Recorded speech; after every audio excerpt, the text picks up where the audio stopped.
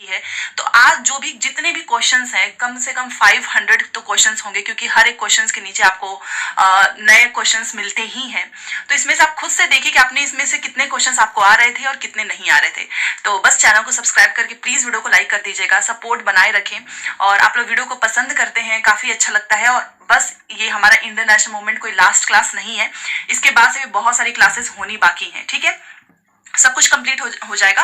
और पीडीएफ के लिए आप टेलीग्राम में जो है ज्वाइन हो जाइएगा, टेलीग्राम का लिंक कमेंट सेक्शन में दिया हुआ है। तो चलिए बिना टाइम वेस्ट के हम स्टार्ट करते हैं। और मैं कम समय में ही कराऊंगी, आपका 3 से 4 घंटा नहीं लगने वाला है, क्योंकि चीजें आपने पढ़ी हुई हैं और ऑलरेडी मैंने डिटेल में आपको समझाया है। तो आज समझाना नहीं है, आज तो एक तरीके से हमारा टेस्ट ही है। ठीक है, तो देखिए भारतीय राष्ट्रीय आंदोलन और कुछ चीजें जो है बार बार पूछी जाती हैं, तो मैंने सोचा कि इसको नोट कर देना चाहिए आप सभी के लिए। और कांग्रेस का जो अधिवेशन है 1885 से लेके 1947 मतलब हमारे आजादी तक का, तो जो जो चीजें मुझे लगी कि ये भी पूछा जाएगा और मैंने नोट नहीं किया था पिछली बार की पीडीएफ में, तो वो सारी चीजें आपके सामने हैं। तो यहाँ पर आप देख सकते हैं, देखिए 1885 में आपको पता है ये बहुत इंपॉर्टेंट है। और 1885 का जो अधिवेशन हुआ था वो हमारा हुआ था पुणे में। ठीक है, यहाँ पर एक तरीके से पूरा डिटेल में एक्सप्लेनेशन मिल रहा है, फिर नीचे हम क्वेश्चन आंसर में करेंगे। तो 1885 का हुआ था कहाँ पर, होना तो था पुणे में, बट हुआ नहीं, प्लेग की वजह से प्लेग फैल चुका था, इसलिए हुआ मुंबई में। और मुंबई के गोकुलदास तेजपाल संस्कृत महाविद्यालय। अध्यक्ष कौन थे, तो योमेश चंद्र बनर्जी हैं। और सचिव हमारे A.O. ह्यूम है। कांग्रेस का ये पहला अधिवेशन था, तो इसलिए इंपॉर्टेंट है। 72 प्रतिनिधि जो है शामिल हुए थे इसमें। ठीक है, कुल 9 प्रस्ताव जो है पारित हुआ है। ये सारी चीजें 1885 का है, इसलिए ये आपको याद रखना है। ये सब कुछ 1885 में हुआ कि 72 प्रतिनिधि शामिल हुए, 9 प्रस्ताव पारित हुआ। सुरेंद्र नाथ बनर्जी जो है वो बैठक, ये क्वेश्चन पूछता है कि जो सुरेंद्र नाथ बनर्जी है वो बैठक में क्यों नहीं शामिल हुए, क्योंकि वो अपनी संगठन की इंडियन एसोसिएशन की बैठक में बंगाल में व्यस्त थे, इस वजह से वो शामिल नहीं हो पाए थे। यही वो अधिवेशन है जिसमें इंडियन नेशनल यूनियन से नाम बदलकर इंडियन नेशनल कांग्रेस कर दिया गया। किसकी अनुशंसा पे, तो दादा भाई नौरोजी। बार बार क्वेश्चन पूछता है कि इंडियन नेशनल कांग्रेस का नाम, जैसे कि यूनियन से कांग्रेस किसने किया, तो वो है हमारे नौरोजी। और इसी में नमक जो है कर, जो नमक जो टैक्स था उसके विरोध में चर्चा हुई थी। तो ये पूरा आपका 1885 से रिलेटेड है। अब आगे देखते हैं, देखिए 1800 जो आपका 96 है, आपको पता है ये हमारा कोलकाता में इसका जो है अधिवेशन हुआ था। और अध्यक्ष थे रहीमतुल्ला सयानी, और ये हमारे द्वितीय मुस्लिम अध्यक्ष थे। पहली बार इसी अधिवेशन में वंदे मातरम गीत गाया गया, जिसका रचना किसने किया है, बंकिम चंद्र चटर्जी। और इसीलिए क्वेश्चन पूछता है कि वंदे मातरम गीत किसके अधिवेशन में गाया गया, रहीमतुल्ला सयानी। ठीक है, और ये द्वितीय मुस्लिम अध्यक्ष थे। तो पहले कौन है बताइए, बदरुद्दीन तैयब जी हैं। दादा भाई नौरोजी का धन का बहिर्गमन सिद्धांत भी इसी अधिवेशन में पारित हुआ, तो इस वजह से ये हमारा इंपॉर्टेंट हो जाता है। ठीक है, चलिए अगला देखो, 1901 स्थान था कोलकाता, कोलकाता में अधिवेशन हुआ। अध्यक्ष थे इसका दिनसा एडुल्वी वाचा। और गांधी जी ने पहली बार इसी अधिवेशन में भाग लिया था। देखो गांधी जी अध्यक्ष नहीं बनते हैं, बट इतने सारे अधिवेशन हो रहे थे, तो एक ऐसा अधिवेशन जिसमें गांधी जी ने भी हिस्सा लिया, तो वो था हमारा 1901। इसलिए क्वेश्चन पूछता है कि किसमें, तो वो थे 1901 में। इसके अध्यक्ष थे दिनसा एडुल्वी वाचा। और कांग्रेस के नेताओं में आपसी मतभेद भी पहली बार इसी अधिवेशन में हुआ था, 1901 में। ठीक है, तो ये गांधी जी से रिलेटेड है, तो आपको याद रखना है। अगला देखो 1905 स्थान था बनारस। और ये इसलिए भी इंपॉर्टेंट है क्योंकि आपको पता है कि बंगाल विभाजन जो था इसी अधिवेशन में पारित हुआ था। तो 1905 का स्थान है बनारस। अध्यक्ष है गोपाल कृष्ण गोखले। बंगाल विभाजन के विरोध का प्रस्ताव इसी अधिवेशन में पारित हुआ है। ठीक है, चलिए, और इसी अधिवेशन में आपको याद रखना है कि सर्वेंट ऑफ इंडिया सोसाइटी की स्थापना गोपाल कृष्ण गोखले ने 1905 में किया। क्वेश्चन पूछता है कि सर्वेंट ऑफ इंडिया सोसाइटी की स्थापना किसने की, तो गोपाल कृष्ण गोखले। ठीक है, चलिए अगला देखते हैं। 1906 स्थान है कोलकाता, मतलब कोलकाता में अधिवेशन हुआ है, जिसके अध्यक्ष थे नौरोजी। और मोहम्मद अली जिन्ना पहली बार इसी अधिवेशन में नौरोजी के सचिव बनाए गए। बेसिकली ये 4 प्रस्ताव आपसे पूछता है, इसीलिए मैंने नोट किया, क्योंकि बार बार क्वेश्चन पूछता है कि किसमें 4 प्रस्ताव पारित हुए थे। मतलब स्वदेशी आंदोलन, स्वराज, बहिष्कार आंदोलन और राष्ट्रीय शिक्षा, ये तीनों चीजें आपसे पूछती हैं। तो वो था हमारा 1906 का अधिवेशन, जो कि अध्यक्षता जिसकी संभाली थी दादा भाई नौरोजी। तो वेरी वेरी इंपॉर्टेंट, ये चारों प्रस्ताव आपको याद रखना है। पूछेगा आपसे कि स्वदेशी आंदोलन, स्वराज, बहिष्कार, राष्ट्रीय शिक्षा किस अधिवेशन में पारित हुआ था, तो वो है 1906 का अधिवेशन नौरोजी। ठीक है, चलिए और ये सारे में से कुछ भी आपके 1 to 5 6 to 8 9 से 10 11 से 12 में पूछ सकता है। अब 12 number 15 number is very big, मतलब हमें ऐसा लगता है कि यार ये नंबर तो बहुत कम है, नहीं, एक एक नंबर के लिए भी कंपटीशन होता है, आपने देखा होगा। तो 10 से 12 नंबर तो वैसे भी बहुत ज्यादा नंबर है, ठीक है, कोई छोटा नंबर नहीं है। 1907 का अधिवेशन बहुत इंपॉर्टेंट है क्योंकि इसमें कांग्रेस का विभाजन हो जाता है और ये स्थान था सूरत। अध्यक्ष थे डॉक्टर रास बिहारी घोष, इसके उपाध्यक्ष थे फिरोज शाह मेहता। और कांग्रेस का ये पहला विभाजन है जिसमें नरम दल और गरम दल जो है वो अलग हो गए, तो इसलिए पूछता है आपसे, ठीक है। ऐसा नहीं कि एक नहीं होंगे, अभी एक भी होंगे, वो भी पूछेगा। 1911 का अधिवेशन है, स्थान है कोलकाता, इसके अध्यक्ष हैं विशन नारायण धर। और ये क्वेश्चन पूछा जाएगा आपसे क्योंकि जनगण मन जो गीत है ना वो पहली बार इसी अधिवेशन में गाया गया है और जिसकी रचना जो है रविंद्रनाथ टैगोर जी ने की है। और ये डेट आपसे पूछता है 27 दिसंबर, ये पूरा डेट इसलिए मैंने लिख दिया है कि जनगण मन गीत पहली बार कब गाया गया था, तो 27 दिसंबर 1911। और किसकी अध्यक्षता में, विशन नारायण धर, और ये स्थान था कोलकाता। तत्वबोधिनी पत्रिका में 1912 में भारत भाग्य विधाता शीर्षक तले छपे।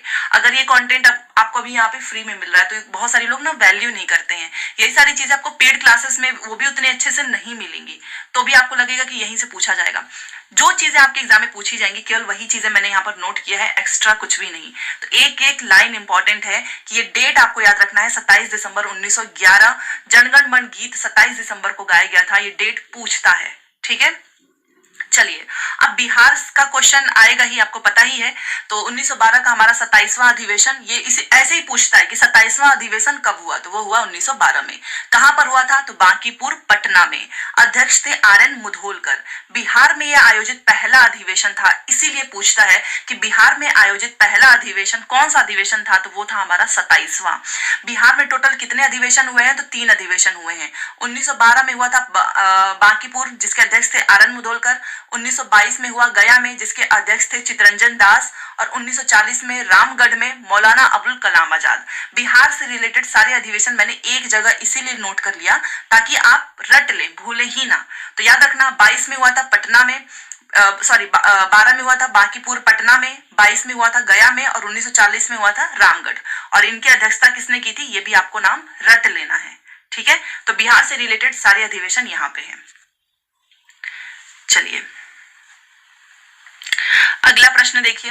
1916 का जो अधिवेशन हुआ था लखनऊ में हुआ था, अध्यक्ष थे इसके अंबिका चरण मजुमदार।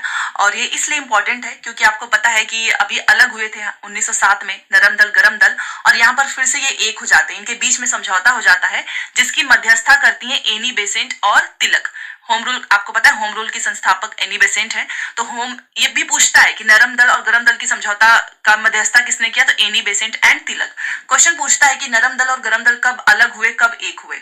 अलग पूछेगा तो 1907 होगा, एक पूछेगा तो आपका 1916 हो जाएगा, ठीक है। और इसी अधिवेशन में गरम दल नरम दल के अलावा कांग्रेस और मुस्लिम लीग के बीच में भी समझौता हो गया था जिसकी मध्यस्थता जिन्ना और तिलक ने की, बट इसका विरोध कर रहे थे मदन मोहन मालवीय। तो पूछता है कि कांग्रेस और मुस्लिम लीग का विरोध कौन कर रहे थे उस समय, तो मदन मोहन मालवीय। तो सारे पॉइंट इंपॉर्टेंट है, पॉइंट एक है बट 4 से 5 क्वेश्चन है इसके नीचे, ठीक है। चलिए अगला प्रश्न देखते हैं। 1924 का जो है हमारा अधिवेशन हुआ था बेलगाम कर्नाटक में जो की है, और अध्यक्षता इसकी संभाली गांधी जी।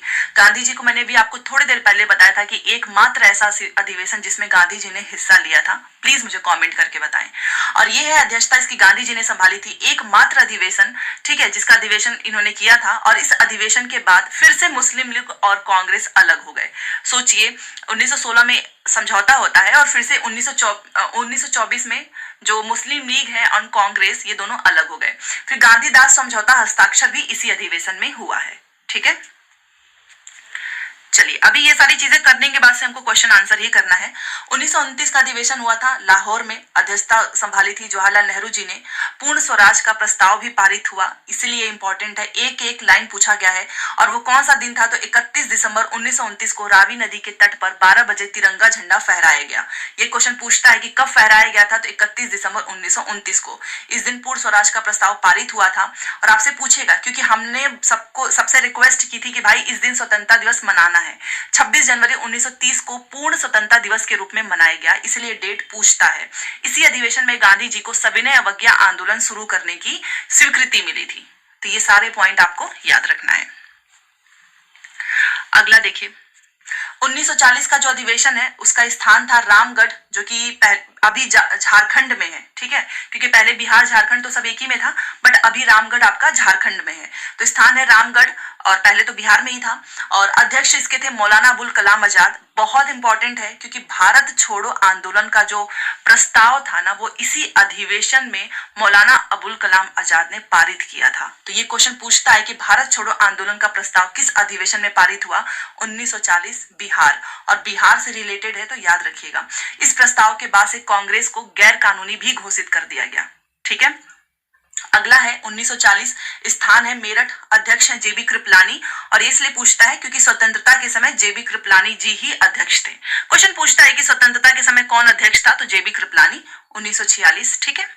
चलिए, उसके बाद से हमारा आता है 1948, और 1948 का अधिवेशन आपको पता ही है कि भारत तो हमारा आजाद हो ही गया था, और उसके बाद से हमारा स्थान था जयपुर, इसके अध्यक्ष पट्टाभी सीतारमैया। और स्वतंत्रता के बाद आपसे पूछेगा स्वतंत्रता के बाद कौन अध्यक्ष था, और यहाँ पे आपसे पूछ रहा है ना कि स्वतंत्रता के समय कौन था, तो स्वतंत्रता के समय जेबी कृपलानी थे 1946 में, और स्वतंत्रता के बाद पट्टाभी सीतारमैया थे 1948 में। इसीलिए दोनों चीजें मैंने लिखी हुई है, कुछ भी पूछ सकता है, ठीक है। अब प्रश्न ये पूछेगा कि सबसे ज्यादा अधिवेशन कहाँ पे हुआ है, तो याद रख लो कोलकाता में हुआ है 10 बार, ठीक है, याद रख लेना। उसके बाद आपका शायद बॉम्बे में 7 हुआ है, बट ये सबसे ज्यादा वाला पूछता है कोलकाता। अब कुछ महत्वपूर्ण तिथियां पूछी जाती हैं आपसे बंगाल विभाजन से रिलेटेड, तो मैंने सोचा कि एक जगह पे इसको नोट कर दूं ताकि आपको आसानी रहे। तो देखिए, बंगाल विभाजन आपको पता ही है कि 19 जुलाई 1905 को बंगाल विभाजन का प्रस्ताव पेश हुआ था। 20 जुलाई 1905 को विभाजन का प्रस्ताव पारित हुआ, और 7 अगस्त 1905 को टाउन हॉल बैठक जो कि कोलकाता में इसकी बैठक हुई। और ये बार बार क्वेश्चन पूछता है कि 7 अगस्त 1905 को आपको पता ही है कि प्रस्ताव पेश हुआ, पारित हुआ, बट लागू हो जाता है हमारा 16 अक्टूबर 1905 को विभाजन। तो अगर आपसे पूछे कि विभाजन लागू कब हुआ, तो वो था 16 अक्टूबर 1905 को, और 7 अगस्त 1905 को बैठक होती है टाउन हॉल बैठक जो कि कोलकाता में, ये भी पूछेगा। तो जो भी आपसे पूछेगा यहाँ पे सारे डेट मैंने लिखा हुआ है क्योंकि हमको डेट में काफी कंफ्यूजन होता है। तो 16 अक्टूबर 1905 को विभाजन लागू हो गया, इसीलिए हम लोगों ने 16 अक्टूबर 1905 को शोक दिवस मनाने के लिए बोल दिया। फिर उस समय रविन्द्रनाथ टैगोर जी ने रिक्वेस्ट की कि रक्षाबंधन और भी चीजें मनाने के लिए, ठीक है, ताकि इसे एक तरीके से भाईचारा बढ़े, आपस में प्रेम रहे। तो ये सारे डेट्स आपसे बंगाल विभाजन जब भी पूछे कब पेश हुआ, पारित हुआ, कब लागू हुआ, आपके सामने है, आप याद कर लेना। तो ये अभी तक जो भी इंपॉर्टेंट चीजें छूट गई थी, मुझे लगा कि एक बार इसको बताना चाहिए क्योंकि यहाँ से 1000 बार क्वेश्चन पूछा है बीपीएससी ने, ठीक है। अब यहाँ से हमारा क्वेश्चन आंसर स्टार्ट होगा। अब आपका टेस्ट हो रहा है, तो क्वेश्चन आंसर करेंगे क्योंकि 200 से ज्यादा क्वेश्चन है तो समय भी लगेगा। बाकी जिसको पीडीएफ नहीं मिली है, तो ये पीडीएफ मैं आपको दोबारा से दूंगी, तो आप नीचे का एक्सप्लेनेशन देख के आराम से समझ सकते हो। तो चलिए अब स्टार्ट करते हैं। इंडियन एसोसिएशन ने किसका गठन करके राष्ट्रीय चेतना बढ़ाने में महत्वपूर्ण भूमिका अदा की है, तो याद रखिएगा इंडियन नेशनल कांग्रेस, ठीक है।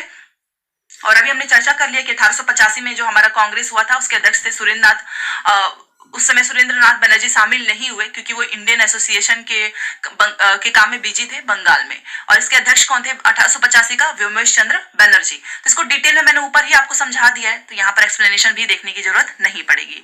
अगला प्रश्न देखिए, 1906 में आयोजित भारतीय राष्ट्रीय कांग्रेस के कलकत्ता अधिवेशन में भारत के लिए स्वराज का झंडा किसके द्वारा फहराया गया था, तो वो है हमारे दादा भाई नौरोजी। और इन्होंने ही इंडियन नेशनल यूनियन से नाम बदलकर कर दिया इंडियन नेशनल कांग्रेस, जो कि अभी हमने पढ़ा, और हम इनको grand old man of India के रूप में भी जानते हैं, ठीक है। तो ये आपको याद रखना है क्योंकि पूछा गया है। बाकी ये तो याद ही होगा आपको कि कलकत्ता अधिवेशन में स्वराज का झंडा इन्होंने ही फहराया था 1906 में, ठीक है। वही सेम चीजें जो कि मैंने आपको बताई थी थोड़ी देर पहले कि इन्होंने इंडियन नेशनल कांग्रेस का नाम इन्होंने ही बदला था, और ये 3 बार जो है अध्यक्ष बने हैं। 1886 कलकत्ता, 93 लाहौर, 1906 में फिर कलकत्ता, ठीक है। बस ये चीजें पूछी जाएंगी तो ये आपको याद रखना है। अगला क्वेश्चन देखिए,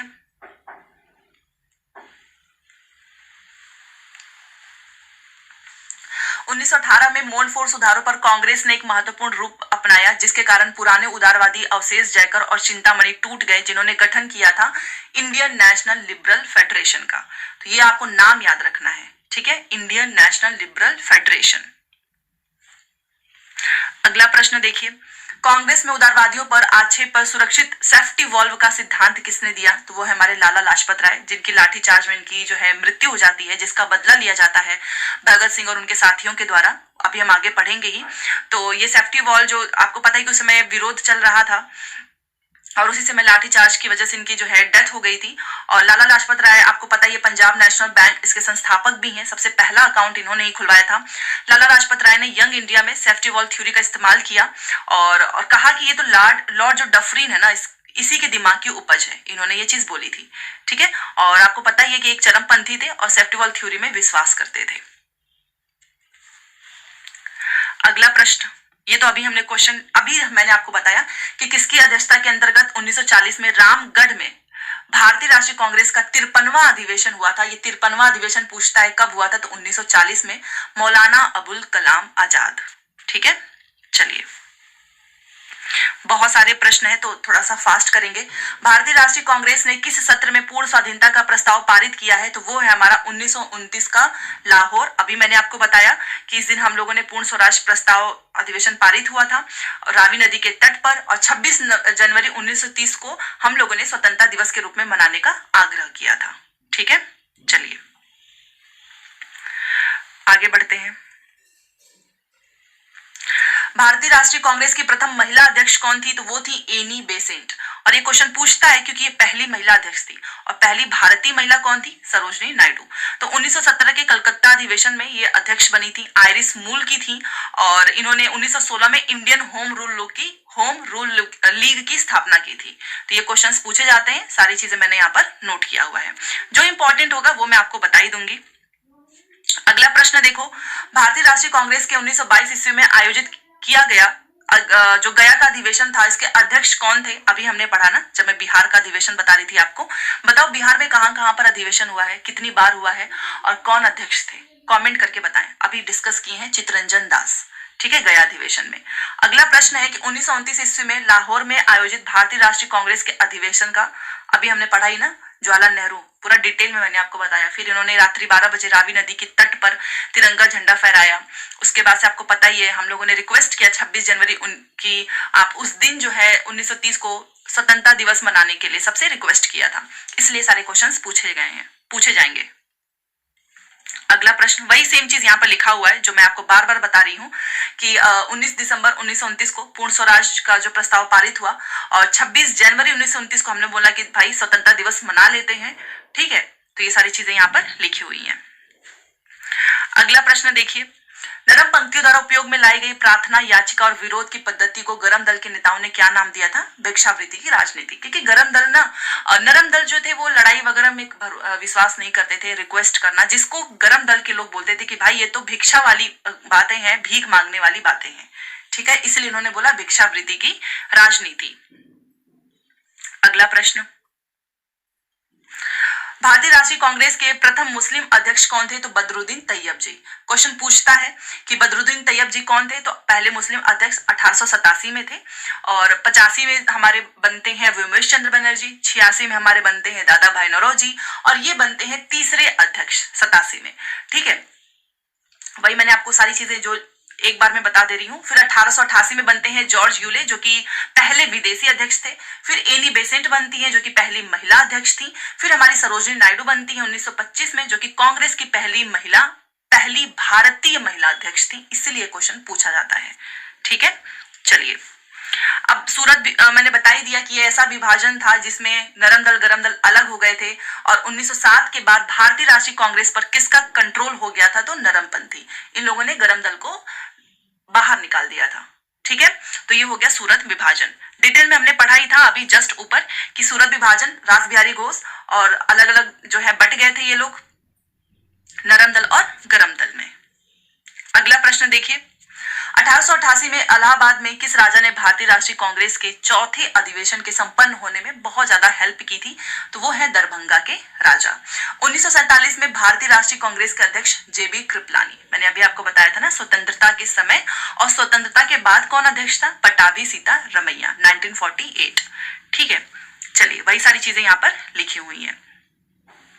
आगे बढ़ते हैं। भारत का पूर्ण स्वराज दिवस सर्वप्रथम कब मनाया गया था? 26 जनवरी 1900 30। अब हम क्वेश्चन आंसर ही करेंगे क्योंकि एक्सप्लेनेशन करने जाएंगे तो हमारा क्वेश्चन छूट जाएगा।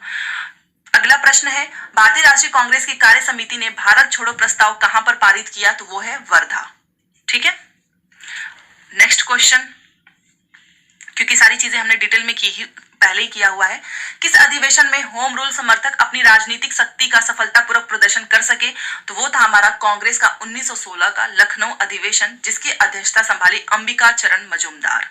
ठीक है, चलिए अगला प्रश्न देखिए, गदर क्रांति आरंभ होने का सबसे प्रमुख कारण क्या था? वो था कामागाटा मारू घटना। और ये आपको मैंने भी पहले भी बताया था कि एक जहाज थी जो कि भारतीय प्रवासियों से भरा हुआ था, वापस इसको लाया गया था। जैसे ही जहाज भारत लौटा तो कई यात्री ब्रिटिश पुलिस के साथ टकराव में मारे गए या गिरफ्तार किए गए, जिसको हम बोलते हैं कामागाटा मारू घटना। ठीक है, चलिए अगला प्रश्न देखिए, भारतीय राष्ट्रीय कांग्रेस का पहला अधिवेशन कहां पर हुआ था? तो मुंबई में होना था, पुणे में, बट हुआ मुंबई में, गोकुलदास तेजपाल संस्कृत महाविद्यालय, यहां पर देखिए लिखा भी हुआ है। ठीक है, और इसके अध्यक्ष बनते हैं व्योमेश चंद्र बनर्जी।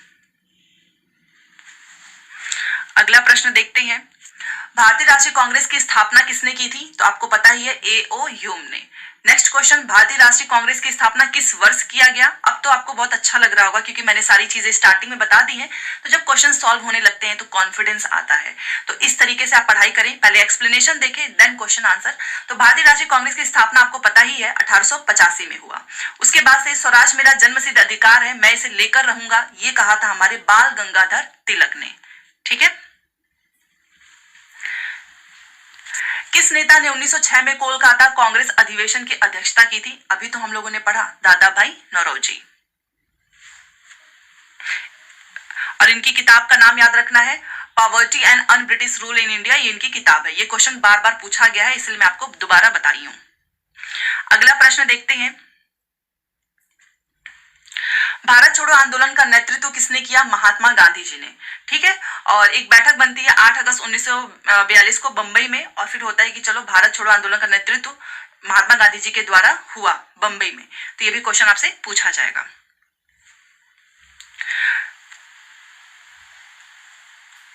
और यहाँ पर मैंने वही चीज लिखा हुआ है कि संविधान की मसौदा समिति के अध्यक्ष थे हमारे भीमराव अंबेडकर, और जवाहरलाल नेहरू आपको पता ही है सबसे ज्यादा भारत के प्रधानमंत्री अभी तक कोई रहा है तो वो हमारा 1947 से 1964। और अगर आगे मोदी जी ऐसे ही जीत जाएंगे तो फिर अब उनका नाम जो है नेक्स्ट अब उन्हीं का नाम होगा कि सबसे ज्यादा पीएम रहने वाले कौन है। फिलहाल के लिए हमारे जवाहरलाल नेहरू जी हैं। पंचशील सिद्धांत के लेखक थे ये, और नीति गुट निरपेक्षता में विश्वास करते थे। पंचशील सिद्धांत पूछा गया है कि इसके लेखक कौन थे? तो जवाहरलाल नेहरू। अगला प्रश्न देखिए, भारतीय राष्ट्रीय कांग्रेस के दूसरे अधिवेशन, दादा भाई नौरोजी। 1947 के भारतीय राष्ट्रीय कांग्रेस के दिल्ली अधिवेशन की अध्यक्षता किसने की है? ये बताइए। तो वो है हमारे राजेंद्र प्रसाद, इन्होंने दिल्ली अधिवेशन की अध्यक्षता की है 1947 में। और आपको पता है कि ये पहले राष्ट्रपति भी बने हैं। ठीक है, चलिए नेक्स्ट क्वेश्चन देखते हैं। ये सारी चीजें वही जो मैंने आपको बताया है ना, ऊपर वही लिखा हुआ है। सरदार वल्लभ भाई पटेल को लौह पुरुष के रूप में भी हम जानते हैं, पहले गृह मंत्री थे, और पंडित जवाहरलाल नेहरू हमारे पहले प्रधानमंत्री थे। ठीक है, चलिए भारतीय राष्ट्रीय कांग्रेस के प्रथम अधिवेशन में कितने प्रतिनिधियों ने भाग लिया? 72, पढ़ लिया है स्टार्टिंग में ही। ठीक है, चलिए इंडियन नेशनल कांग्रेस की प्रथम भारतीय महिला अध्यक्षता कौन थी? तो वो हमारी सरोजनी नायडू है, नायडू जी हैं हमारी। यहाँ पर आप फोटो देख सकते हैं, ये पहली भारतीय महिला थी, इसलिए क्वेश्चन पूछता है, और इनको नाइटिंगेल ऑफ इंडिया के नाम से भी जानते हैं। ठीक है, चलिए 1925 कानपुर अधिवेशन की अध्यक्षता इन्होंने ही संभाला था। एनी बेसेंट पहली थी, और दूसरी अगर पूछे आपसे कि पहली महिला कौन थी तो एनी बेसेंट, दूसरी तो वो हमारी सरोजनी नायडू। बट अगर भारतीय महिला पूछेगा पहली तो वो है हमारी सरोजनी नायडू।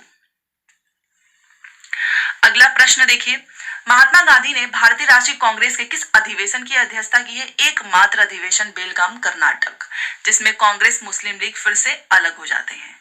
ठीक है, अभी मैंने आपको बताया है। चलिए अगला प्रश्न देखते हैं, भारतीय राष्ट्रीय कांग्रेस ने मौलिक अधिकार का प्रस्ताव किस अधिवेशन में पारित किया? तो 1931 कराची। ठीक है। अगला प्रश्न, किसने प्रथम अखिल भारतीय ट्रेड यूनियन कांग्रेस अधिवेशन की अध्यक्षता की है? तो लाला लाजपत राय। चलिए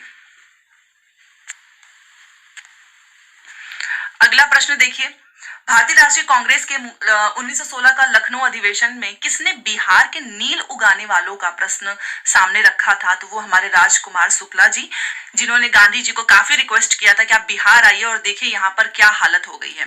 और आपको पता ही है चंपारण का, जो कि 1917 में ये चंपारण सत्याग्रह हुआ था, ये भी क्वेश्चन पूछेगा। तो बेसिकली याद रखना किसने बोला था बिहार में आने के लिए कि नील उगाने वालों का प्रश्न सामने रखा था? तो वो है राजकुमार शुक्ला। अगला प्रश्न देखिए, भारतीय राष्ट्रीय कांग्रेस के 27वें सम्मेलन की अध्यक्षता किसने की है? तो आर.एन. मुधोलकर, अभी हमने पढ़ा। और बिहार में 3 अधिवेशन हुए हैं, तीनों के नाम बताओ। आर.एन. मुधोलकर 1912 में बांकीपुर बिहार में संपन्न हुआ। 1938 में भारतीय राष्ट्रीय कांग्रेस के अध्यक्ष कौन बनते हैं? सुभाष चंद्र बोस। ये 2 बार बनते हैं, 38 में भी 39 में भी।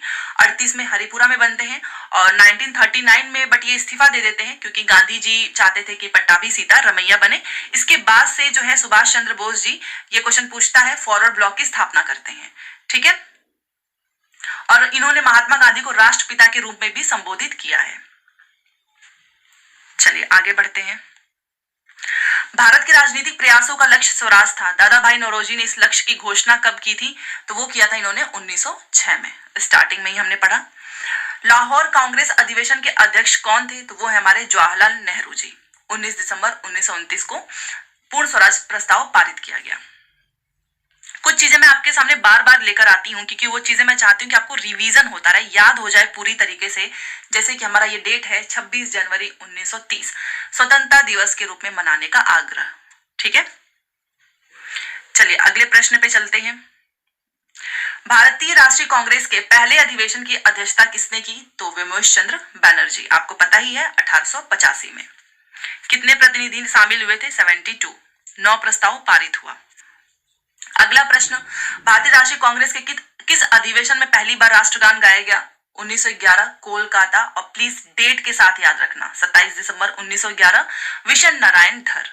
अगला प्रश्न, 1938-1939 में कांग्रेस के अध्यक्ष के रूप में कौन हुए? तो वो हमारे थे सुभाष चंद्र बोस। पढ़ लिया हमने। 38 में हरिपुरा और 39 में त्रिपुरी। ठीक है। फॉरवर्ड ब्लॉक की स्थापना भी इन्होंने ही किया है। बाकी ये सारी चीजें आपको इसमें क्या याद रखना है वो मैं आपको बता देती हूँ ताकि ये आप पीडीएफ के साथ याद रखें। बॉम्बे अधिवेशन बॉम्बे में हुआ था, व्योमेश चंद्र बनर्जी अध्यक्ष थे। कलकत्ता अधिवेशन 1896, रहीमतुल्ला सयानी। उसके बाद से आपको याद रखना है बनारस 1905 गोपाल कृष्ण गोखले, 1906 दादा भाई नौरोजी कलकत्ता। सूरत क्योंकि इसमें नरम दल गरम दल अलग हो गया था, 1907 रास बिहारी घोष। एंड लखनऊ 1916 क्योंकि इसमें फिर से एक हो गए थे, अंबिका चरण मजुमदार। और 1920 का ये स्पेशल सत्र था जिसके अध्यक्ष बनते हैं लाला लाजपत राय। ये तीनों आपको याद रखना है। अगर आप इतना याद कर लें तो ज्यादा बेटर होगा, वैसे तो मैं बोलूंगी कि सारा ही याद कर लेना। ठीक है। त्रिपुरी अधिवेशन में आपको पता ही है जब सुभाष चंद्र बोस जी इस्तीफा दे देते हैं तो राजेंद्र प्रसाद इनकी जगह पर अध्यक्षता संभाल लेते हैं 1939 में। चलिए आगे बढ़ते हैं।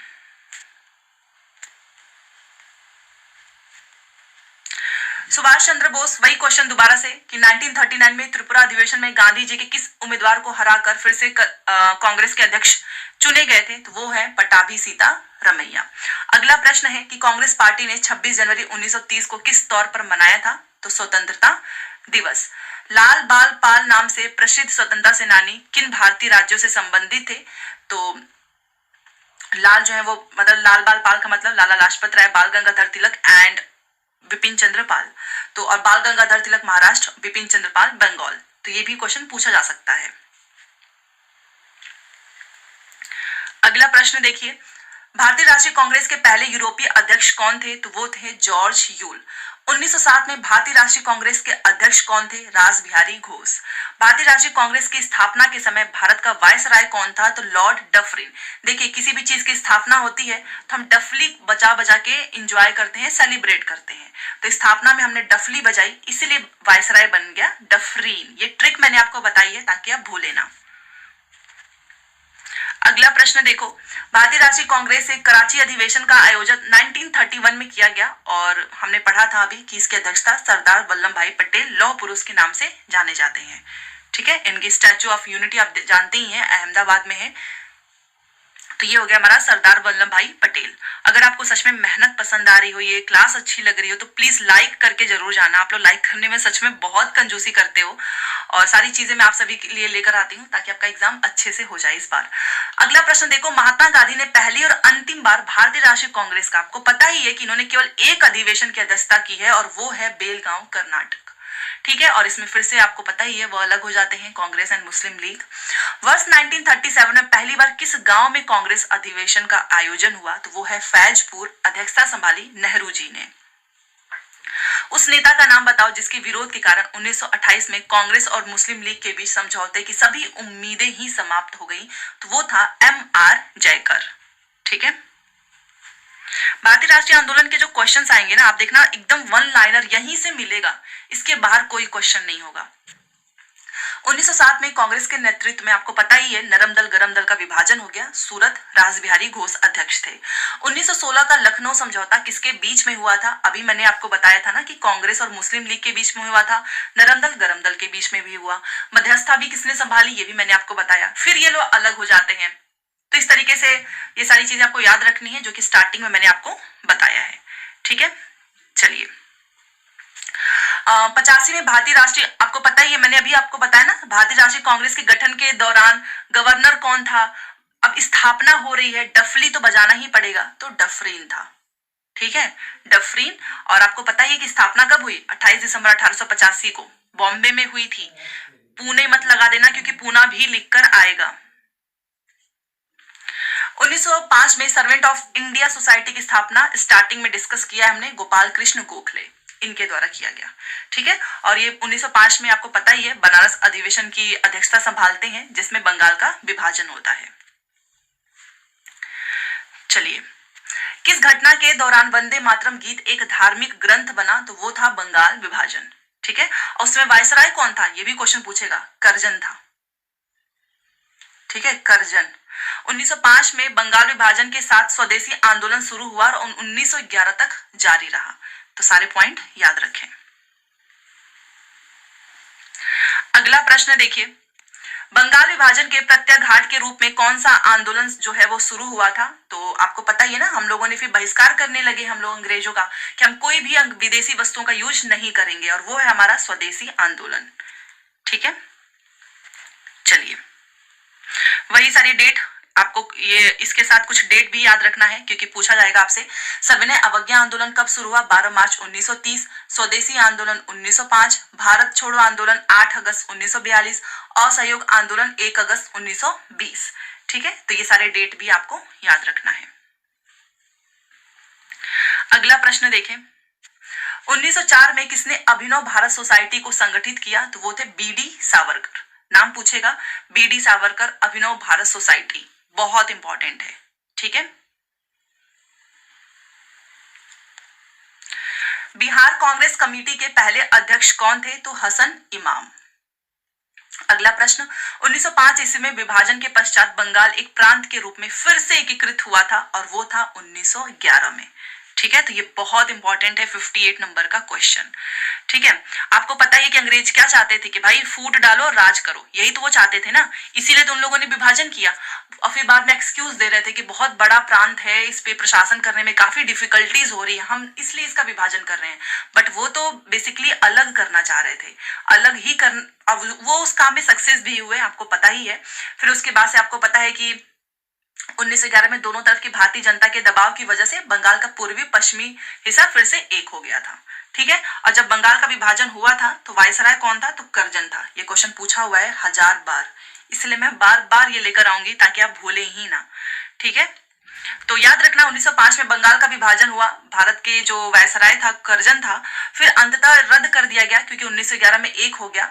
तो किसके द्वारा? हार्डिंग के द्वारा 1911 में बंगाल का विभाजन रद्द कर दिया गया। ये क्वेश्चन पूछा हुआ है। ठीक है, चलिए अगला प्रश्न देखते हैं। हम लोग 60 क्वेश्चन यहाँ पर पहुंच गए। कांग्रेस ने स्वराज प्रस्ताव वर्ष 1905 में पारित किया, इसका उद्देश्य क्या था? तो स्वशासन को सुनिश्चित करना। ठीक है, यही एक उद्देश्य था। भारत की राजधानी आपको पता ही है, कोलकाता से दिल्ली बदल दिया गया कब? 1911 में। डेट याद रखना, 12 दिसंबर 1911। अगला प्रश्न, जो इसकी स्टार्टिंग में मैंने सारे डेट आपको याद कराए थे इसीलिए क्योंकि स्वदेशी आंदोलन की औपचारिक घोषणा हो चुकी थी 7 अगस्त 1905 कलकत्ता के टाउन हॉल बैठक में किया गया था, और ये मोस्ट इंपॉर्टेंट है इसीलिए दोबारा से ये आपके सामने है। चलिए, भारत में स्वदेशी आंदोलन की शुरुआत किस दौरान हुई थी? तो बंग भंग विरोधी आंदोलन के दौरान। अगला प्रश्न, लॉर्ड कर्जन द्वारा बंगाल विभाजन के निर्णय का वास्तविक कारण किसे माना जाता है? अभी हमने पढ़ा ना कि अंग्रेज ने क्या चाहते थे, फूट डालो और राज करो, बस। बट इसको रद्द कर दिया गया था 1911 में हार्डिंग के द्वारा बंगाल विभाजन को। तो ये भी आपसे पूछेगा कि कब रद्द किया गया था, तो 1911 में लॉर्ड हार्डिंग द्वितीय के द्वारा। ठीक है, और जो ये चाहते थे ना मुसलमान हिंदू को अलग करना, बट ये इसके लिए सफल भी हो गए थे। बट बहाना था कि बंगाल काफी बड़ा है और उस समय माना जाता था कि क्रांतिकारियों का वो एक अड्डा इस तरीके से मानते थे, तो अंग्रेज चाहते थे कि इसको तोड़ना जरूरी है। बट बहाना क्या दिए कि इसको हम हैंडल नहीं कर पा रहे हैं। डायरेक्ट एक्शन डे की घोषणा की गई थी किसके द्वारा? Mohammad Ali Jinnah. Mohammad Ali Jinnah, direct action day, सीधी कार्रवाई दिवस, रट लो, पूछा जाएगा। ठीक है, तो ये बस आपसे यही पूछेगा। 16 अगस्त 1946 को मुस्लिम लीग के मोहम्मद अली जिन्ना ने डायरेक्ट एक्शन डे का आह्वान किया था, तो ये क्वेश्चन आपको याद रखना है। घुमा फिरा के पूछेगा कि 16 अगस्त 1946 को किसके डायरेक्ट एक्शन डे के रूप में मनाया गया, किसने? तो वो थे मुस्लिम लीग। मुस्लिम लीग की स्थापना कब की गई थी? तो 1906 में किया गया था। ठीक है, तो यहां से कुछ पॉइंट्स आप याद रखना कि 1906 में जो है किया गया था। आगा खान ढाका के जो नवाब हैं, नवाब सलीमुल्लाह और नवाब मोहसिन उल मुल्क के नेतृत्व में, और आगा खान मुस्लिम लीग के पहले अध्यक्ष थे। तो इसलिए क्वेश्चन आपसे पूछेगा कि पहला मुस्लिम अध्यक्ष कौन था? तो आगा खान। चलिए आगे चलते हैं। मुस्लिम लीग के पाकिस्तान प्रस्ताव के पहले 2 राष्ट्र के सिद्धांत को किसने प्रतिपादित किया? तो सर सैयद अहमद खान। पूछेगा आपसे कि 2 नेशन थ्योरी का वास्तविक जनक कौन है? तो वो है सैयद अहमद खान को। बाद में आपको मोहम्मद अली जिन्ना दिखेगा, बट मेन तो यही था ना, सैयद अहमद खान वास्तविक जनक है 2 नेशन थ्योरी का। ठीक है, चलिए अगला प्रश्न है कि भारतीय राष्ट्रीय कांग्रेस के द्वितीय सम्मेलन में कितने मुस्लिम प्रतिनिधियों ने भाग लिया था? तो वो है 33। नंबर रट लो, ये क्वेश्चन पूछेगा जरूर। किसने ऑल इंडिया मुस्लिम लीग की स्थापना की? नवाब सलीमुल्लाह खां। ठीक है, 30 दिसंबर 1906 को एक सम्मेलन हुई थी और जिसमें ढाका के नवाब सलीमुल्लाह खां को नियंत्रण में किया गया था। और ऑल इंडिया मुस्लिम लीग की स्थापना आपसे पूछेगा कब? तो 30 दिसंबर 1906। किसने? नवाब सलीमुल्लाह खां। चलिए आगे चलते हैं। होम रूल लीग आंदोलन के संस्थापक एनी बेसेंट, मुझे नहीं लगता है कि आप इसको कभी भूलेंगे। और 1916 में आपको पता ही है कि अध्यक्षता बेलगाम में बाल गंगाधर तिलक द्वारा इंडियन होम रूल की स्थापना की जाती है और स्वशासन प्राप्त करने का एक लक्ष्य था। तो ये आपसे क्वेश्चन पूछेगा, होम रूल लीग आंदोलन के संस्थापक एनी बेसेंट। और बाल गंगाधर तिलक की एक अखबार आती थी, मराठी अखबार, और केसरी में अंग्रेजों के खिलाफ। ये पूछेगा आपसे कि अखबार किसका है? तो इनका एक मराठी अखबार था केसरी। ये आपसे क्वेश्चन पूछेगा। वर्मा के मांडले में तिलक को 1908 से लेकर 14 तक 6 साल की जेल की सजा सुनाई गई थी। तो ये भी क्वेश्चन पूछेगा। तो ये जो इंपॉर्टेंट चीजें हैं वो मैं यहाँ पर आपको बताती जा रही हूँ। सुखदेव, भगत सिंह तथा राजगुरु को किस तारीख को फांसी दी गई? और वो था हमारा 23 मार्च 1931, जिसको हम शहीद दिवस के रूप में मनाते हैं। ठीक है, चलिए तो ये सारी चीजें हैं। और आपसे अगर पूछे कि किसका, तो जॉन सैंडर्स की हत्या के लिए इनको फांसी पर लटका दिया गया था। चलिए बाकी तो वही सेम चीजें जो मैंने आपको कहानी सुनाई रही हूँ कि ये किसका बदला लेना चाहते थे? लाला लाजपत राय के खिलाफ, जो लाठीचार्ज के लिए जिम्मेदार था। और लाला लाजपत राय जो है साइमन कमीशन का विरोध कर रहे थे, उसी बीच में जो है इनकी हत्या हो गई थी लाठीचार्ज से। तो फिर जो भगत सिंह है, सुखदेव, राजगुरु, इनको शहीद जो 23 मार्च है 1931 को फांसी दे दी गई। तब से हम उस दिन को शहीद दिवस के रूप में मनाते हैं। ठीक है, चलिए उसी तरीके से ये भी आप, ये तो मूवी भी आई थी सरदार उधम सिंह को उधम सिंह ने किसे मारा था, तो वो आपको पता ही होगा, माइकल ओडायर। और ये पूरी कहानी जलियांवाला बाग जो हत्याकांड है उससे रिलेटेड है। तो ये इसमें क्या क्या पूछा जाएगा वो बस ध्यान से एक बार देख लो। General Michael O'Dwyer, Sardar Udham Singh ने किसे मारा था? माइकल ओडायर को। माइकल ओडायर ने पंजाब प्रांत में कानून और व्यवस्था बहाल करने के लिए ब्रिगेडियर जनरल रेजिनाल्ड डायर को प्रतिनियुक्त किया था। 13 अप्रैल 1919 को जलियांवाला बाग पंजाब में जमा हुए लोगों पर जनरल रेजिनाल्ड डायर ने गोलियां चला दी। 13 मार्च 1940 को उधम सिंह ने, देखो ऑर्डर किसने दिया था? माइकल ओडायर ने आदेश दिया कि देखो तुम जाओ गोली चलाओ, तो इसने गोली चला दी। फिर 13 मार्च 1940 को उधम सिंह लंदन जाते हैं इसको मारने के लिए। ठीक है, तो ये पूरी कहानी है। अगला प्रश्न देखिए, मैडम गामा ने भारत की तिरंगी स्वतंत्रता ध्वज को फहराया था और पहली बार विदेशी धरती पे, इसलिए क्वेश्चन पूछेगा तो वो कहां पर? Stuttgart.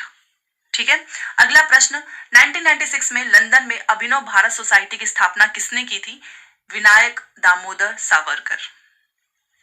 Next, Hindustan socialist Republican army के संस्थापक कौन थे? भगत सिंह। अगर आपने इतना भारतीय राष्ट्रीय आंदोलन के क्वेश्चंस कर लिए, आपके सारे क्वेश्चंस यहीं से आएंगे, प्लस पीडीएफ में आपको दूंगी तो आप डिटेल में एक्सप्लेनेशन भी देखेंगे। ठीक है, काकोरी ट्रेन डकैती कांड में किन क्रांतिकारियों को जो है फांसी की सजा दी गई थी? तो आपको भी पता है, राम प्रसाद, बहुत सारे नाम है यहाँ पर, मैं आपको पूरा नाम डिटेल में दिखाना चाहूंगी। 9 अगस्त 1925 की रात चंद्रशेखर आजाद, राम प्रसाद बिस्मिल, अशफाक उल्ला खां, राजेंद्र लाहिड़ी और रोशन सिंह। ऑप्शन में कुछ भी रहेगा, और ये मैंने दो नाम क्यों लिया है, क्योंकि इन दो नाम के अलावा भी तो लोगों को फांसी की सजा दी गई थी। ऑप्शंस में आपका ना पेयर बना के देगा, मान लो राम प्रसाद बिस्मिल, अशफाक उल्ला है और इनकी जगह पे कोई ऐसा नाम दे जो कि इसमें शामिल ही नहीं थे, तो इस तरीके से आपको एलिमिनेट करना होगा। तो इस तरीके से आपको याद रखना है कि राम प्रसाद बिस्मिल, अशफाक उल्ला खां हो गए, राजेंद्र लाहिड़ी, चंद्रशेखर आजाद, रोशन सिंह, ये सभी लोग जो है इसमें शामिल थे। इन लोगों ने लखनऊ से कुछ दूरी पर काकोरी और आलमनगर के बीच में ट्रेन में जो ना सरकारी खजाना था उसको ये लूटना चाह रहे थे, तो इसलिए इनको फांसी की सजा दी गई थी। तो ये हमारा है 9 अगस्त 1925 को काकोरी ट्रेन डकैती हुई थी, डेट याद रखना। और किसको किसको दिया गया था? तो इन दो लोगों के अलावा भी थे चंद्रशेखर आजाद, राजेंद्र लाहिड़ी, रोशन सिंह। ठीक है, चलिए, महात्मा गांधी जी के राजनीतिक गुरु कौन थे? गोपाल कृष्ण गोखले। नौजवान भारत सभा की स्थापना किसने की थी? भगत सिंह। युवा बंगाल आंदोलन किसने शुरू किया था? Henry Vivian Derozio. Most important है, कई बार पूछा गया है। राम प्रसाद बिस्मिल, चंद्रशेखर आजाद, भगत सिंह किस संगठन से जुड़े हुए थे? तो हिंदुस्तान सोशलिस्ट रिपब्लिकन एसोसिएशन। ठीक है, चलिए,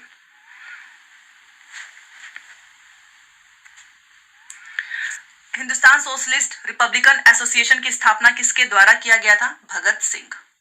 ठीक है, अगला प्रश्न है, काकोरी ट्रेन डकैती अभी मैंने आपको बताया ना 1925 में, 9 अगस्त 1925 में हुआ था, तो ये आपको याद रखना है। वह कौन सा भारतीय था जिससे अंग्रेजों ने स्वतंत्रता संग्राम में शामिल होने के कारण 18 वर्ष की आयु में ही फांसी दे दी थी? तो वो है खुदीराम बोस। 18 वर्ष की आयु में फांसी दिया गया है, इसीलिए क्वेश्चन पूछेगा आपसे, तो याद रखिएगा। अगला प्रश्न देखो, भगत सिंह और उनके साथियों ने किसका बदला लेने के लिए ब्रिटिश अधिकारी जॉन सॉन्डर्स की हत्या की थी? तो मैंने अभी आपको बताया, लाला लाजपत राय की मौत का, साइमन कमीशन का विरोध कर रहे थे, उस समय लाठी चार्ज की वजह से इनकी मृत्यु हो गई थी। क्वेश्चन पूछता है कि वो कौन थे जिनकी लाठी की चार्ज की मतलब लाठी से लगने की वजह से डेथ हो गई थी? तो वो है लाला लाजपत राय। अगला प्रश्न है, रविंद्रनाथ टैगोर ने अपनी नाइटहुड की उपाधि त्याग दी जलियांवाला बाग 13 अप्रैल 1919 घटना के बाद से। इन्होंने ही नहीं, बस महात्मा गांधी जी थी उनकी, वो बताएं। अगला प्रश्न देखो, महात्मा गांधी द्वारा भारत में आरंभ किया गया सबसे पहला सत्याग्रह इनका कौन सा था? तो चंपारण सत्याग्रह था इनका 1917 में, याद रखना है। बिहार के चंपारण जिले से शुरू हुआ था। ठीक है, नील बगान की वजह से, आपको पता ही, नील बगान के जो मालिकों का शोषण हो रहा था, इसीलिए। मालाबार में मोपला विद्रोह किसका परिणाम था? खिलाफत आंदोलन। –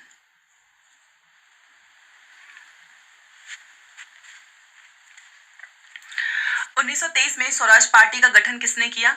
तो सीआर दास व मोतीलाल नेहरू। बिहार के किस नगर में 1922 का भारतीय राष्ट्रीय कांग्रेस का वार्षिक अधिवेशन हुआ था? अभी हमने डिस्कस किया, गया में। खिलाफत आंदोलन किसने प्रारंभ किया? मौलाना मोहम्मद अली एवं शौकत अली। ये पूरी कहानी है जलियांवाला बाग की। तो जलियांवाला बाग हत्याकांड हुआ था 13 अप्रैल 1919 और उधम सिंह बदला लेने जाते हैं, माइकल ओडायर को लंदन में मार के आते हैं। और आदेश किसने दिया था गोली चलाने? यहाँ पर देखिए, गोली चलाने का नहीं, रेजिनॉल्ड डायर के मतलब माइकल ओडायर के आदेश पे इसने पूरी गोलियां चला दी। और जब जलियांवाला बाग हत्याकांड होता है, रविन्द्रनाथ टैगोर जी जो है अपनी उपाधि का त्याग करते हैं और महात्मा गांधी जी भी। फिर इस पे एक कमेटी बनाई जाती है कि जांच करने के लिए, जो थी हंटर कमेटी। तो क्वेश्चन पूछेगा कि कौन सी कमेटी थी? Hunter committee. तो रविन्द्रनाथ टैगोर जी ने नाइटहुड की उपाधि का त्याग किया था। और जलियांवाला बाग जब हो रहा था तो हत्याकांड हुआ, उस समय भारत के गवर्नर जनरल या फिर वायसराय कौन थे? Lord Chelmsford. क्वेश्चन पूछेगा, उधम सिंह ने हत्याकांड के खिलाफ बदला लेने के लिए 1940 में गवर्नर माइकल ओडायर की हत्या कर दी। ठीक है, अगला प्रश्न, रॉलेट एक्ट कब पास हुआ था? 1919 में, जिसको हम काला कानून बोलते हैं। ना दलील ना अपील, मतलब कुछ बिना पूछे ही बस ऐसे जेल में डाल देंगे। तो रॉलेट एक्ट कब पास हुआ था? 1919। काला कानून इसको कहते हैं। ये देखिए यहाँ पर सारी चीजें मैंने लिखी हुई है। रॉलेट एक्ट आपको पता ही है, काला अधिनियम है। 21 मार्च 1919 को यह अधिनियम पारित हुआ था। और इसमें आप बेसिकली याद रखना है कि रॉलेट एक्ट ने 1919 के जलियांवाला बाग हत्याकांड को भी जन्म दिया है। ठीक है, चलिए। गांधी जी ने असहयोग आंदोलन जो है कब प्रारंभ किया? 1920 में। ठीक है, बट आपको पता है कि असहयोग आंदोलन फिर उन्होंने जो है ये समाप्त हो गया, क्योंकि 1920 में असहयोग आंदोलन को वापस लेने का फैसला लेते हैं, क्योंकि जो चौरी चौरा है ना गोरखपुर में, वहां पर जो शांतिपूर्ण भीड़ विरोध हिंसक हो गए और 22 पुलिस कर्मियों की मृत्यु हो गई थी। तो क्वेश्चन पूछता है कि असहयोग आंदोलन वापस लेने का रीजन क्या था? तो वो था चौरी चौरा का जो है घटना। आगे चलते हैं। महात्मा गांधी ने खिलाफत आंदोलन का समर्थन क्यों किया? तो गांधी जी ने अंग्रेज के खिलाफ अपने आंदोलन में भारतीय मुसलमान का सहयोग प्राप्त करना चाहा था, इसीलिए। किस घटना के बाद महात्मा गांधी ने असहयोग आंदोलन को वापस ले लिया और बोला कि ये तो हिमालय जैसी भूल है मेरी? वो है चौरी चौरा का घटना। इस वजह से जलियांवाला बाग नरसंहार की गांधीवादी यहाँ पर देखिए, जलियांवाला बाग नरसंहार की गांधीवादी सत्याग्रह के संबंध में हुआ रॉलेट सत्याग्रह। किस ब्रिटिश शासनकाल में किस कानून के अंतर्गत लोगों को बिना उचित सुनवाई, मतलब कोई सुनवाई नहीं होगी, आपको बंदी बना लिया जाएगा, जिसे बोलते हैं काला कानून? ना दलील ना अपील का कानून, रॉलेट एक्ट 1919। ठीक है, चौरी चौरा का घटना कब हुआ था? 5 फरवरी 1922, जिसकी वजह से गांधी जी ने असहयोग आंदोलन वापस लिया था। 1917 से 1918 ईस्वी में अहमदाबाद में गांधी जी के द्वारा चलाया गया सत्याग्रह में किसने हिस्सा लिया था? तो वो मजदूर हैं। और ये अहमदाबाद मिल की हड़ताल थी, महात्मा गांधी जी की पहली भूख हड़ताल थी। इस वजह से ये क्वेश्चन पूछेगा, ये डेट याद रखना है आपको। 1917 से 18 अहमदाबाद मिल मजदूर आंदोलन, पहली भूख हड़ताल थी गांधी जी की। अगला प्रश्न देखो, ना दलील ना वकील ना अपील किससे संबंधित है? Rowlatt act. महात्मा गांधी ने रॉलेट एक्ट के विरोध सत्याग्रह किस वर्ष में किया था? 1919। जलियांवाला बाग हत्याकांड के बाद गांधी जी ने कौन सा सम्मान वापस कर दिया? कैसरे हिंद। और नाइटहुड की उपाधि रविंद्रनाथ टैगोर जी ने त्याग दिया। तो ये आपको याद रखना है। और आप मुझे बताओ कि जलियांवाला बाग के लिए कौन सी कमेटी जो है बैठी थी? हंटर कमेटी पूछा जाता है। लॉर्ड चैम्सफोर्ड ने 1919 में जलियांवाला बाग घटना की जांच के लिए कोई कमेटी बनाई थी और उसका नाम था हंटर समिति। जलियांवाला बाग हत्याकांड का आदेश किसने दिया था? तो वो था रेजिनॉल्ड डायर। ठीक, करेक्ट कर लेना, ऊपर जो है कभी कभी होता है पढ़ाते समय, जो जलियांवाला बाग हत्याकांड का आदेश तो दिया था रेजिनॉल्ड डायर ने, और माइकल ओडायर ने जो है गोलियां चला दी थी। तो इस चीज को आप अपना सही कर लेना। ठीक है, माइकल ओडायर।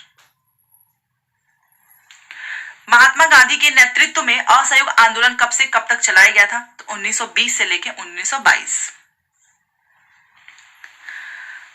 अगला प्रश्न,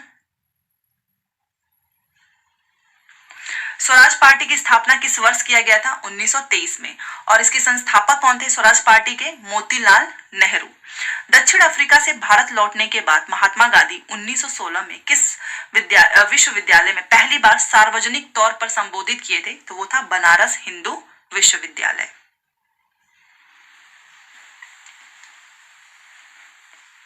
चंपारण सत्याग्रह किससे संबंधित है? अभी हमने पढ़ा, ये नील की खेती से संबंधित है। नस्ली भेदभाव के खिलाफ लड़ने के लिए नटाल इंडियन कांग्रेस की स्थापना किसने की थी? महात्मा गांधी जी ने की थी। ठीक है, चलिए। खेड़ा जिले के किसानों की सहायता के लिए महात्मा गांधी ने सत्याग्रह का आयोजन 1918 में किया। 17 में चंपारण था, फिर आपको पता ही उसके बाद से अहमदाबाद मिल मजदूर आंदोलन इनका रहता है, फिर ये इनका खेड़ा आंदोलन किसानों के लिए था 1918 में, क्योंकि काफी ज्यादा जो है सूखा पड़ गया था, फिर भी वो टैक्स वसूला जा रहा था, इसको लेकर ये पूरी कहानी है। बट याद रखना 1918 में खेड़ा का जो था गांधी जी का सत्याग्रह वो किसानों की सहायता के लिए। चलिए आगे चलते हैं। 1909 में महात्मा गांधी द्वारा लिखित उस पुस्तक का नाम बताओ जिसमें यह लिखा गया था कि यदि भारतीय उनका सहयोग ना करें तो ब्रिटिश शासन समाप्त हो जाएगा, और वो है हिंद स्वराज। इनकी किताबें आपको याद रखना है, एक इनकी इंडिया ऑफ माई ड्रीम्स पुस्तक है, एक इनकी किताब है टू द हेल्थ पुस्तक, दूसरा आपको पता ही है सत्य के साथ मेरे प्रयोग एक्सपेरिमेंट्स विद ट्रूथ। ठीक है, तो ये सारी चीजें आपको याद रखना है, गांधी जी से रिलेटेड है। चलिए, महात्मा गांधी स्थायी रूप से भारत कब लौटे थे?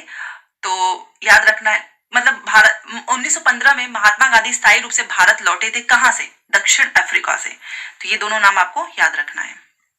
अब इनसे रिलेटेड कुछ चीजें आपको याद रखनी है, गांधी जी से रिलेटेड। इनका जन्म हुआ था 2 अक्टूबर 1869 को। 9 जनवरी 1915 को दक्षिण अफ्रीका से भारत लौटते हैं, इसीलिए हम 9 जनवरी को भारतीय प्रवासी दिवस मनाते हैं। इनके द्वारा कुछ आंदोलन है। 17 में चंपारण नील बागान का जो मालिक का जो शोषण हो रहा था, फिर 18 का खेड़ा सत्याग्रह आपको पता ही है जो किसानों से रिलेटेड था। 17 से 18 में ही इनका अहमदाबाद मिल मजदूर आंदोलन हुआ था, जो कि इनका पहला भूख हड़ताल था। इनका प्रथम विश्व युद्ध के बाद खिलाफत आंदोलन, असहयोग आंदोलन, सविनय अवज्ञा आंदोलन, गोलमेज सम्मेलनों पर बातचीत, गांधी इरविन पैक्ट, भारत छोड़ो आंदोलन, ये सब गांधी जी के द्वारा शुरू किए गए आंदोलन है। क्वेश्चन आपसे पूछेगा, 3 ऑप्शन लिख देगा, बोलेगा इसमें से कौन सा गांधी जी के द्वारा शुरू किया गया आंदोलन नहीं है। इसलिए मैंने ये लिखा हुआ है क्योंकि ये क्वेश्चन ऐसा पूछा हुआ है। ठीक है, चलिए।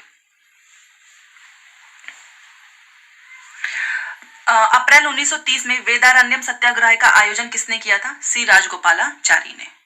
ठीक है, नमक कानून तोड़ने के लिए 1930 में, क्योंकि नमक कानून इन्होंने वेदारण्यम से जो है स्टार्ट किया था, तो नाम पूछेगा आपसे सी राजगोपालाचारी।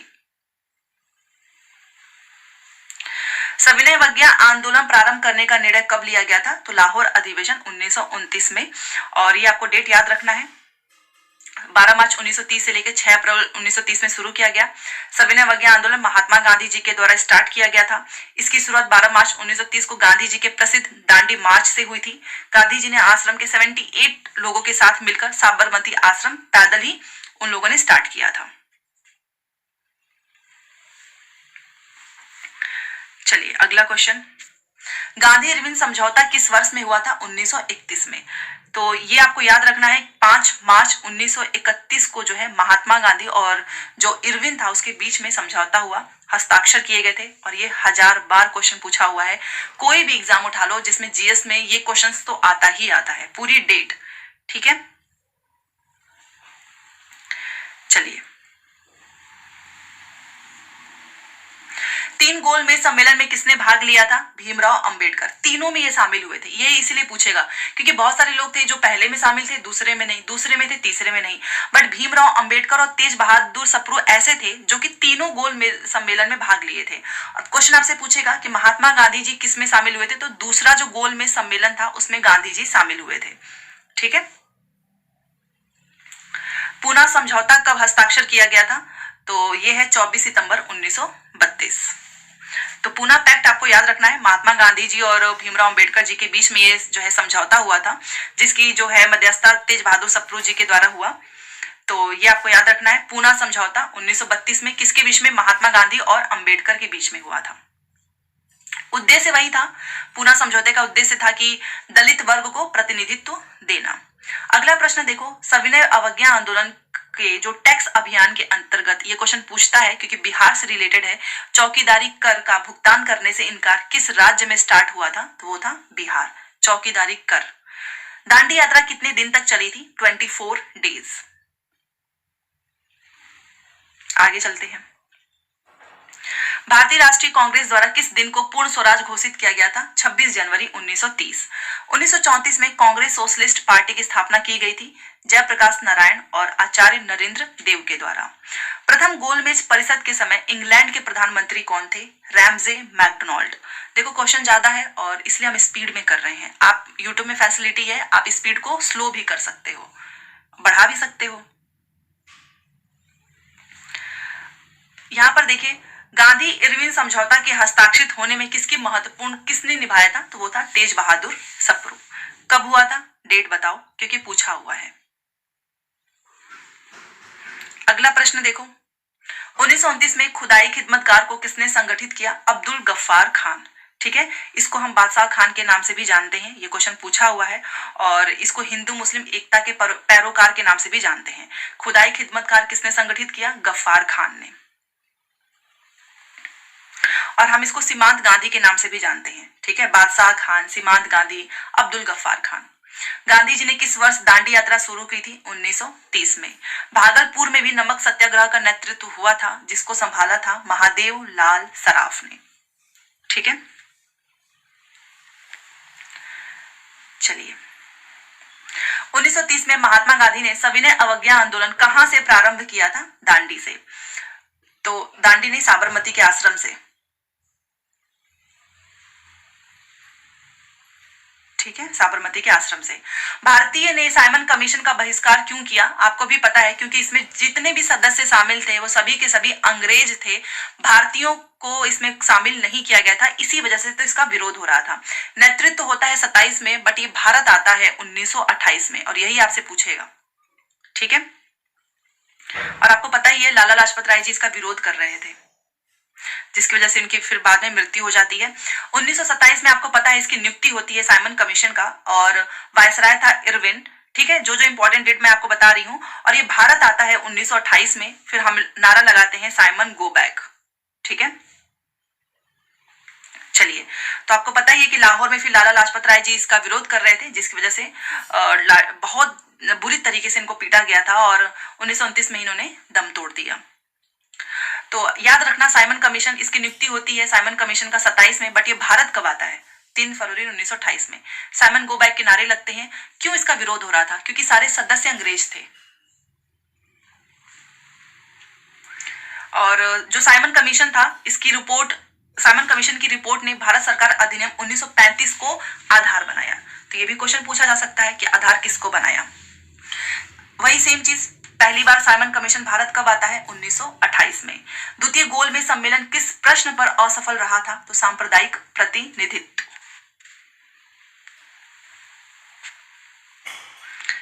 चलिए, बेगूसराय में चौकीदारी कर के विरुद्ध आंदोलन एक हिस्सा था, तो वो है सविनय अवज्ञा आंदोलन का। सांप्रदायिक अवार्ड एवं पूना पैक्ट में क्रमशः दलित वर्ग के लिए कितनी सीटें थी? ये नंबर याद कर लो, 71 एंड 147। अगला प्रश्न देखिए, महात्मा गांधी ने साबरमती से लेकर दांडी तक, तभी मैंने वहां पे करेक्ट किया कि जो ये आपका स्टार्ट हुआ था ना, नमक का जो आंदोलन था वो साबरमती से लेकर दांडी तक हुआ था, नमक मार्च शुरू किया गया था। और ये आपसे पूछ सकता है कि दांडी गुजरात के किस जिले में है? तो नवसारी। किस आंदोलन का आरंभ दांडी यात्रा से शुरू हुआ था? सविनय अवज्ञा आंदोलन। तमिलनाडु में भी नमक सत्याग्रह का नेतृत्व हो रहा था, भागलपुर में भी किया गया है लाल सराज के द्वारा, और तमिलनाडु में भी किया गया है सी राजगोपालाचारी के द्वारा। तो ये सारे क्वेश्चंस पूछे हुए हैं।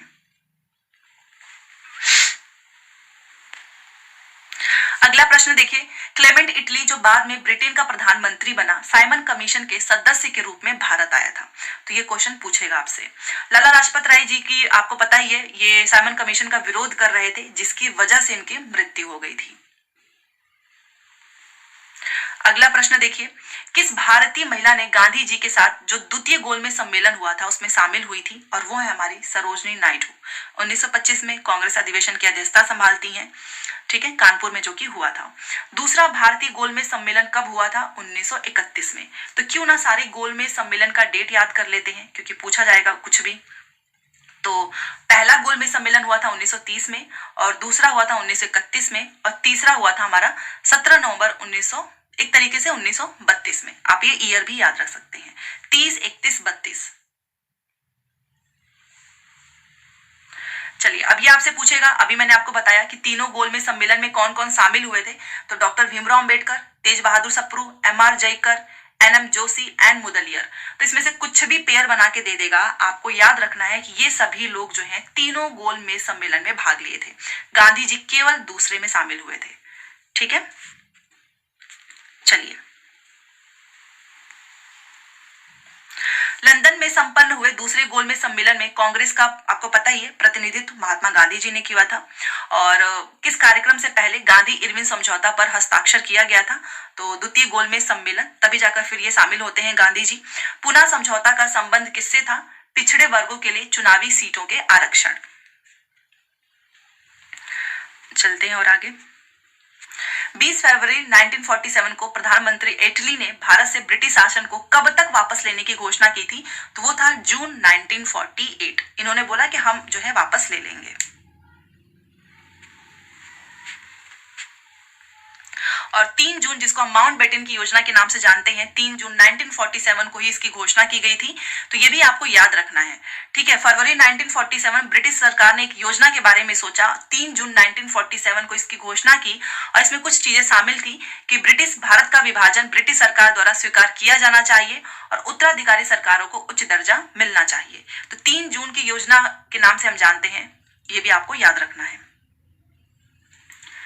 चलिए, अगला प्रश्न है कि 1947 में भारत और पाकिस्तान के बीच में अंतरराष्ट्रीय सीमाएं खींचने के लिए किसका नेतृत्व किया गया था? तो वो था सिरिल रेडक्लिफ, ठीक है। सिरिल रेडक्लिफ, ये नाम याद रख लेना। रेडक्लिफ ने भारत को 3 हिस्सों में विभाजित किया था, पश्चिमी पाकिस्तान, पूर्वी पाकिस्तान और भारत, ठीक है। तो इसका नाम जो है सीमा आयोग के अध्यक्ष सर रिडिल रेडक्लिफ के नाम पर रखा गया था, जो कि इंग्लैंड का एक वकील था, और ये सारी चीजें एक्सपीरियंस था इसको, नक्शानवीसी का कोई पूर्व ज्ञान या फिर अनुभव नहीं था इसको। यह सीमा रेखा आज पश्चिमी तरफ भारत और पाकिस्तान के बीच और पूर्वी तरफ भारत और बांग्लादेश के बीच में अंतरराष्ट्रीय सीमा है। बेसिकली इसमें से आपसे ये सब तो नहीं पूछेगा, बस नाम याद रखना कि जिसको बुलाया गया था, उसका नेतृत्व जिसने किया था, उसका नाम आपको याद रखना है, वो है सिरिल रेडक्लिफ।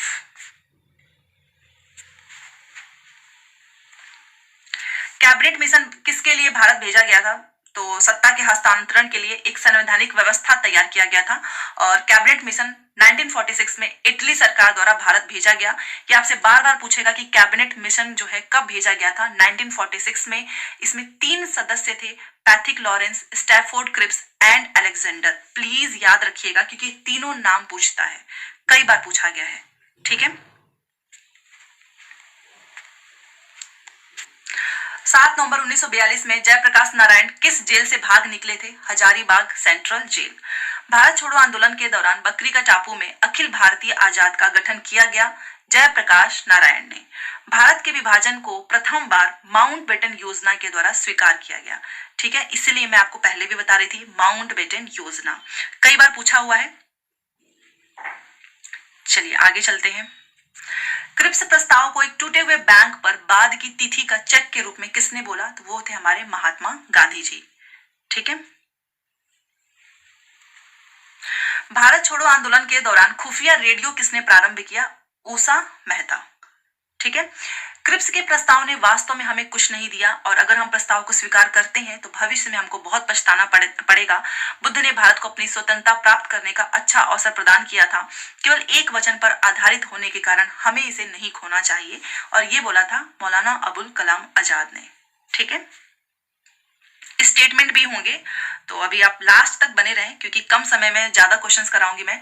भारत छोड़ो आंदोलन के दौरान पटना के 7 शहीद कहे जाने वाले व्यक्तियों में से कौन जो है बीने कॉलेज का विद्यार्थी था? जगतपति। किसने स्वतंत्र भारत के प्रथम प्रधानमंत्री नेहरू को साहस और दूरदर्शिता के एक उत्कृष्ट नेता के रूप में अभिवादन किया? Lord Mountbatten. ठीक है। पाकिस्तान का अलग राज्य आंदोलन का नेतृत्व किसने किया? मोहम्मद अली जिन्ना। तो ये सारे क्वेश्चंस आपसे पूछेंगे। मोहम्मद अली जिन्ना को ही तो मानते हैं दो राष्ट्र सिद्धांत का जनक। चलिए, महात्मा गांधी तथा उनके सहयोगियों की 1942 में हुई धरपकड़ से बिहार में दंगे हुए, इसमें रेल सेवा पूर्ण रूप से ठप हो गई थी। सबसे ज्यादा जो जिला जो है अफेक्ट हुआ था वो था पटना। लोक नायक के नाम से आप किसे जानते हैं? जयप्रकाश नारायण। भारत छोड़ो आंदोलन के समय इंग्लैंड का प्रधानमंत्री कौन था? Winston Churchill. और ये क्वेश्चन कई बार पूछा गया है। ठीक है, चलिए अभी तो बहुत सारे क्वेश्चंस करने हैं। भारत छोड़ो आंदोलन कब प्रारंभ हुआ था? 8 अगस्त 1942। गांधी जी के आंदोलन कौन कौन से हैं? आप मुझे कमेंट करके बताएं नाम, क्योंकि ये आपसे पूछा जाएगा एग्जाम में। 1942 के आंदोलन में डॉक्टर राजेंद्र प्रसाद को किस जेल में कैद रखा गया था? बांकीपुर जेल, पटना। ब्रिटिश प्रधानमंत्री जिनके कार्यकाल के दौरान भारत ने स्वतंत्रता प्राप्त की है, इसलिए ये इंपॉर्टेंट है, क्लेमेंट इटली। भारत छोड़ो आंदोलन की नायिका किसे कहा गया है? अरुणा आसफ अली। क्योंकि जब लोगों को गिरफ्तार कर लिया गया था, फिर उसके बाद से सारा मोर्चा यही संभालती हैं, इसलिए इनको भारत छोड़ो आंदोलन की नायिका कहा गया है। 1940 के अगस्त प्रस्ताव में क्या रखा गया था? तो डोमेन स्टेटस की मांग रखी गई थी। ठीक है, और ये सारी चीजें एक्सप्लेनेशन आप आराम से पीडीएफ मिल जाएगा, आपको देख सकते हो। बट मेन क्वेश्चंस जो है ना वो मुझे कराना है, क्योंकि ये क्वेश्चंस पूछे हुए हैं। भारत छोड़ो प्रस्ताव पारित होने के बाद गांधी जी को कैद किया गया था आगा खां पैलेस में। उसके बाद से मोर्चा संभाल लेती है हमारी अरुणा आसफ अली।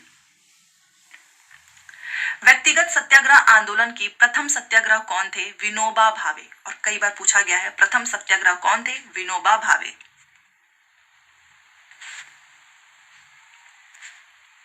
भारत के विभाजन के समय भारतीय राष्ट्रीय कांग्रेस का प्रथम अध्यक्ष कौन था? तो वो थे जेबी कृपलानी। वह कौन से कांग्रेस अध्यक्ष थे जिन्होंने क्रिप्स मिशन व लाइव एवल दोनों से वार्ताएं की थी? अब्दुल कलाम आजाद। सुभाष चंद्र बोस ने निकोबार द्वीप को एक नया नाम दिया था और वो नाम था स्वराज द्वीप।